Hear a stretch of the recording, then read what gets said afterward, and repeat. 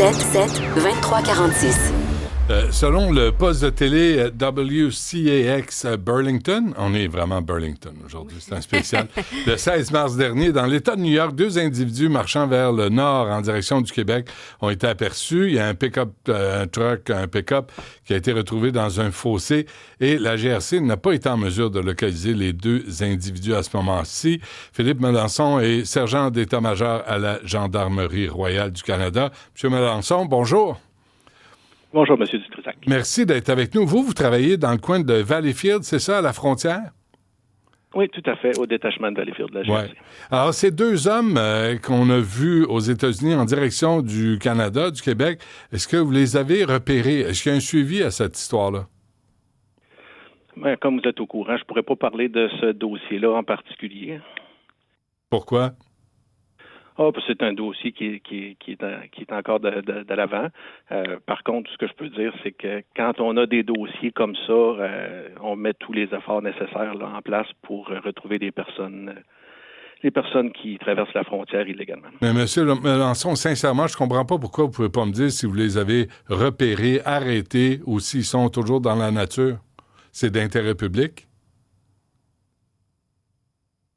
Pour vrai, je ne pourrais pas commenter ce dossier-là pour l'instant, M. Dutrisac. Pourquoi on fait l'entrevue là-bas? Est-ce que vous pouvez parler de quoi que ce soit? Moi, je peux parler de tout ce qui se passe sur la frontière présentement. OK, parce que là, il y a eu des reportages, là, la presse, 9 mars, M. Melançon, 35 000 demandes d'asile qui ont été acceptées sans audience depuis 2019. Est-ce que c'est ce que vous voyez, vous, à la frontière? Nous, ce qu'on voit, c'est la partie des demandeurs d'asile qui traversent de façon illégale à la frontière. Donc, les personnes qui traversent entre les ports d'entrée. C'est notre implication est celle-là. Donc, de les localiser et une fois qu'on les a retrouvés, donc, de s'assurer du pourquoi qu'ils sont entrés au Canada. Et puis, une fois que cette partie-là est faite, on travaille avec nos partenaires de la SFC là, pour la partie immigration. Donc, cette partie-là, c'est eux qui s'en occupent. Qu'est-ce que vous faites comme interrogatoire là, pour savoir qui rentre? Est-ce que vous connaissez l'origine de la personne, l'identité de la personne? Est-ce qu'on a un profil vraiment factuel des personnes qui entrent illégalement au Canada?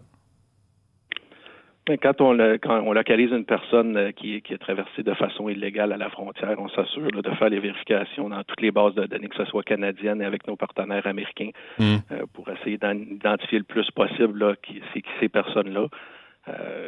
On va faire des démarches exhaustives là, pour s'assurer de la sécurité des Canadiens à ce moment-là.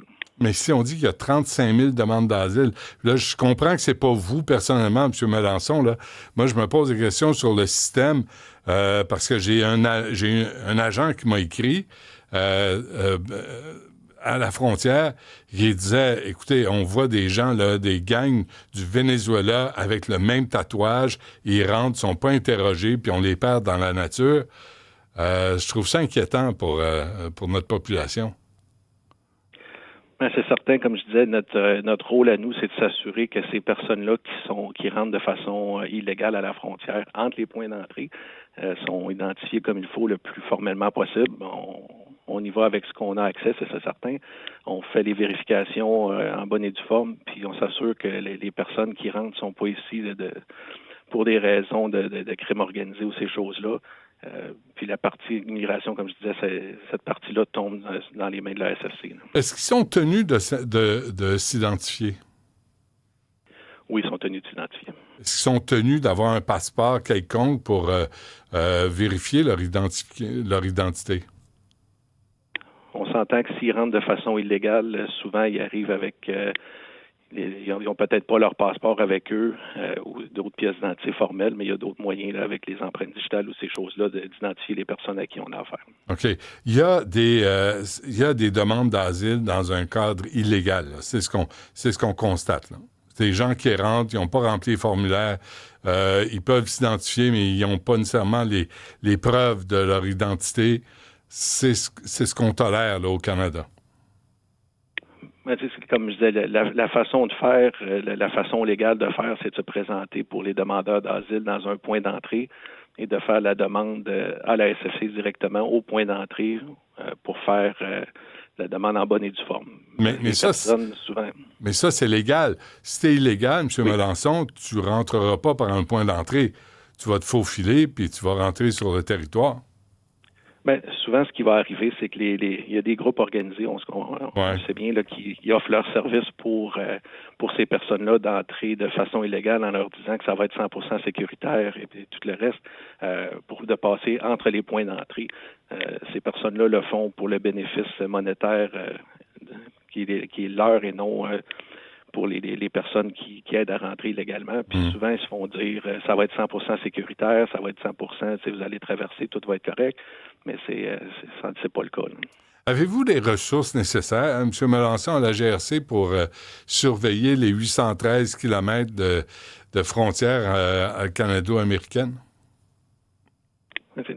Pour surveiller la frontière, la frontière présentement est surveillée 24/7, que ce soit avec des agents policiers, que ce soit avec la technologie, avec nos partenaires. On a des partenaires de la SFC, nos partenaires de la Sûreté du Québec, partenaires de US Border Patrol du côté américain.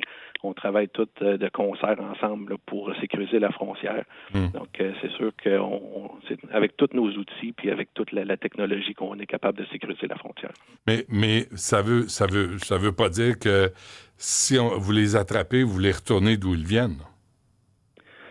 Comme je disais plus tôt, quand on attrape ces personnes-là qui rentrent de façon illégale, nous, on fait notre partie pour la sécurité nationale, s'assurer là, que les personnes qui rentrent n'ont pas un côté plus criminalisé à raison qu'ils passent entre les ports d'entrée. Et après ça, sont transférés à la SFC, puis cette partie-là est gérée par la SFC. Là, qu'est-ce qui va arriver avec les personnes une fois qui ont été attrapées?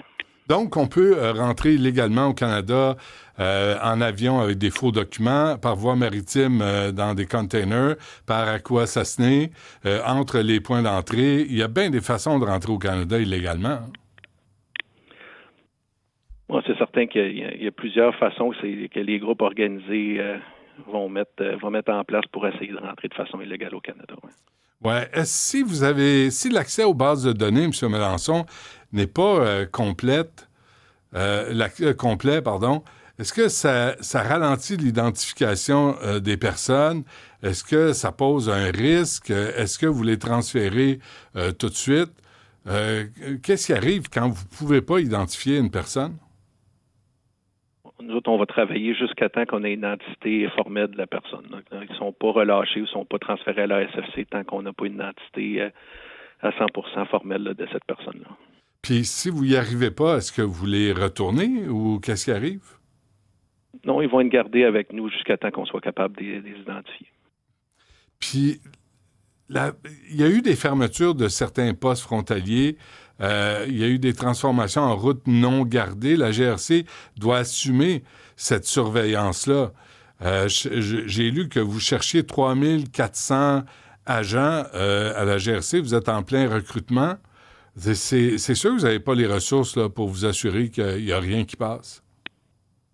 Mais comme je disais, c'est certain qu'on ne pourra pas avoir un policier à toutes les 100 mètres pour couvrir la frontière. Par contre, on est capable de mettre de la technologie en place pour couvrir ces endroits-là.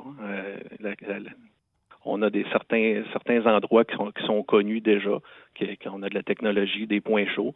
Puis quand on identifie des nouvelles trails ou des nouvelles places où qui sont utilisées, on va déployer la technologie à ce moment-là pour s'assurer de couvrir le territoire le mieux possible. Ouais. C'est quoi le plus gros problème de la GRC, M. Melançon? C'est le manque d'effectifs ou c'est les politiques d'immigration du fédéral? Nous autres, à ce moment-là, on fait tout ce qu'on a à notre pouvoir avec les lois, les ressources nécessaires, puis on s'assure d'avoir... Là, vous me dites rien, M. Melançon. Là. Vous me répétez une cassette, vous me dites rien. Vous rassurez pas les gens. On n'a pas l'impression que vous faites le travail. On a l'impression que la frontière, c'est une passoire. Puis il y a des gens, moi, qui m'écrivent, qui disent ça rentre, ils sont pas interrogés, ils sont pas surveillés. Puis c'est pas vrai que là, chacun qui rentre au Canada, vous connaissez son identité. Là, on peut tous parler pour le vrai, là? On ne peut pas connaître l'identité de tous ceux qui rentrent au Canada si on les a pas localisés, c'est certain. Mais ceux qu'on localise, on connaît leur identité, on les identifie formellement. On a les ressources nécessaires, que ce soit des personnes ou la technologie, comme je vous disais tantôt. C'est certain qu'on joue avec les politiques qui sont en vigueur. On fait notre travail avec ça, c'est certain. Puis là, je vous demande, 2 gars qui ont été aperçus à un reportage de WCAX aux États-Unis. Là, ils sont en direction du Canada. Leur pick-up est dans un fossé, puis vous me dites, on peut pas en parler, je peux même pas vous dire si on les a arrêtés ou pas. Je suis honnêtement pas au courant de tous les détails de ce dossier-là, donc je peux pas en parler, je ne sais pas. Bien, on nous a référé à vous, justement sur ce dossier-là. Vous m'avez référé pour le dossier de la frontière, ça c'est certain. Je peux vous parler de tout ça, ça c'est certain, mais pas le dossier en particulier. OK. Merci, M. Mélenchon. Au revoir. Ça, nous, on appelle, puis on veut des informations, puis on se fait dire rien, là. Moi, je me fais servir une cassette incompréhensible. Parce que ce qu'on m'avait dit lorsque je les ai appelés, c'est que, bon, on peut pas donner tous les détails par rapport à... Ça, je comprends ça. Je veux pas les noms des gens. Là. Non, mais moi, c'était ma première question. C'est est-ce que vous savez ce qui s'est passé avec ces 2 hommes-là? On m'a répondu, on pourra pas vous donner tous les détails, mais M. Mélenchon va pouvoir vous donner les grandes lignes. Après ça, par contre, M. Mélenchon est sur le terrain. Il va pouvoir vous parler du sentiment des policiers sur le terrain, de comment ça se passe à la frontière, mais là, je suis désolée de te dire que j'ai plus rien appris pendant tout.